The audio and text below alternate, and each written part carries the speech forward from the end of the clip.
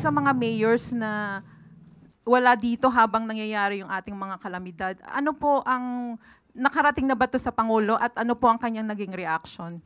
Ito po ay natanong na kahapon at sinabi po nga natin na ito po ay under investigation. Ito po ay nasa pangunguna ni Secretary John Vic Remulla. So hayaan po natin na gawin muna ang kanyang pag-iimbestiga. Pero sapat na po ba kung explanation? Kasi parang nagiging nagiging practice na ng mga officials na mag-travel kahit na sabihin nila na ito'y naka-schedule na at nabayaran na, pero for sure ma'am, government funds din ang ginamit nila para dito sa mga foreign trips na ito. Kaya nga po iimbestigahan po ito kasi kailangan malaman kung ito'y bakasyon at hindi aksyon. Marami po kasi talagang nagbabakasyon habang may kalamidad at yan po ang hindi gusto ng ating Pangulo. So tingnan po natin, imbestigahan po natin kung sila may kinakailangan na mapanagutan. Sunod na tanong mula kay Ivy Reyes, Bilyonaryo.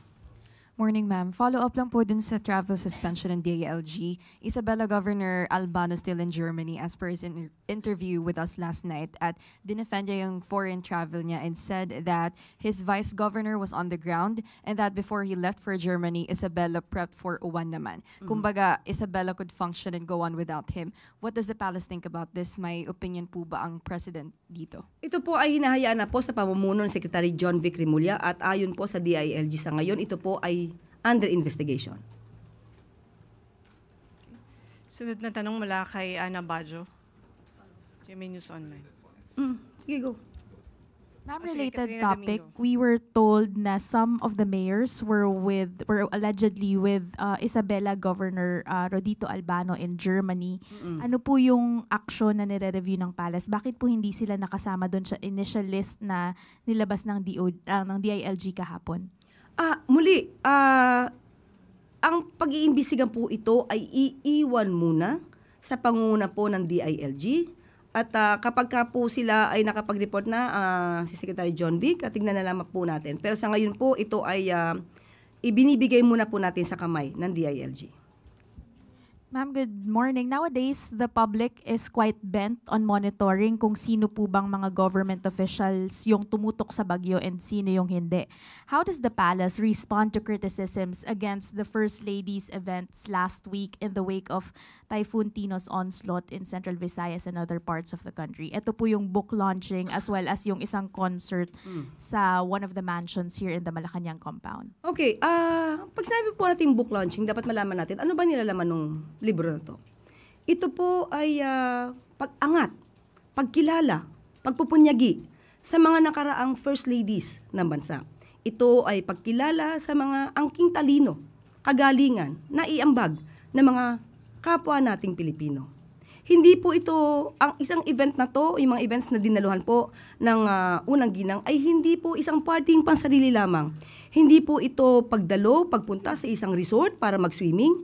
Hindi po ito susuot ng mga costume katulad ng Snow White para mag-party-party.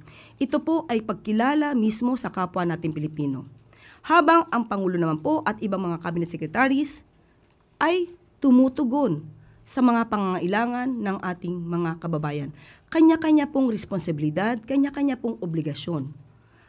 Kaya po, hindi po dapat mabigyan ng kritisismo kung anuman po ang ginagawa ng unang ginang sa pagtaas at pag-angat sa mga angking talino ng ating mga kababayan.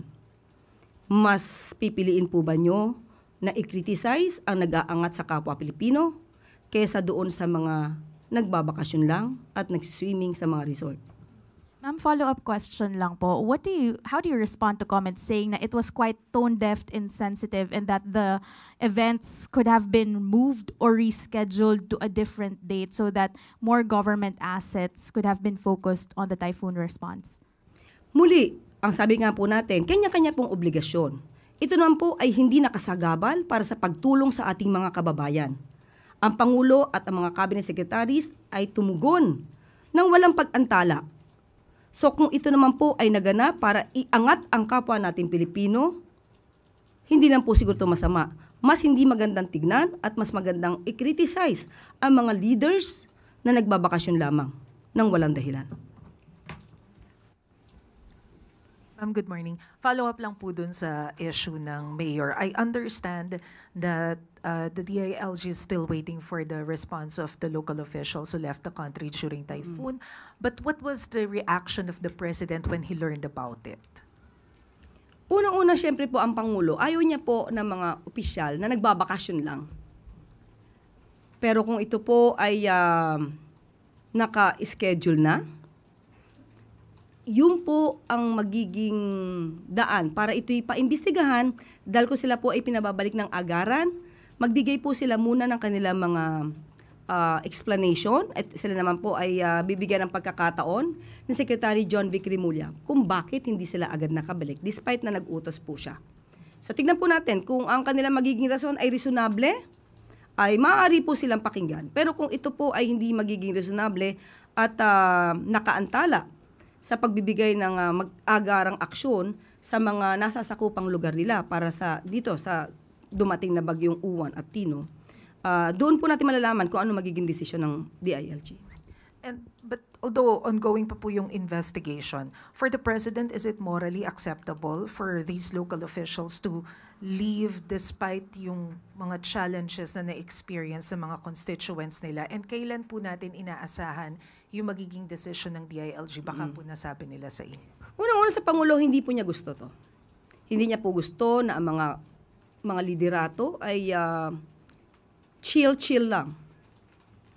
So dapat ang trabaho ay para sa taong bayan.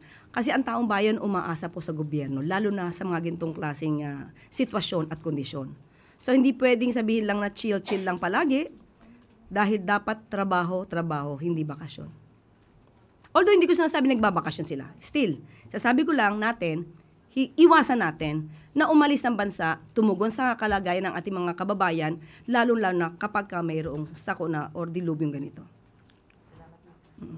May tanong mula kay Chona Yu ng DZRJ. Ma'am, quick follow-up on that.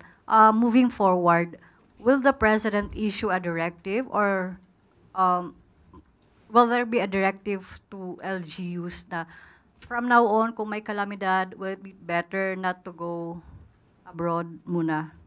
Depende na po yan. Ito po ay nasa pamumuno po to ng DILG at alam naman po ng ni Secretary John Vic Rimulya kung anong direktiba ng Pangulo.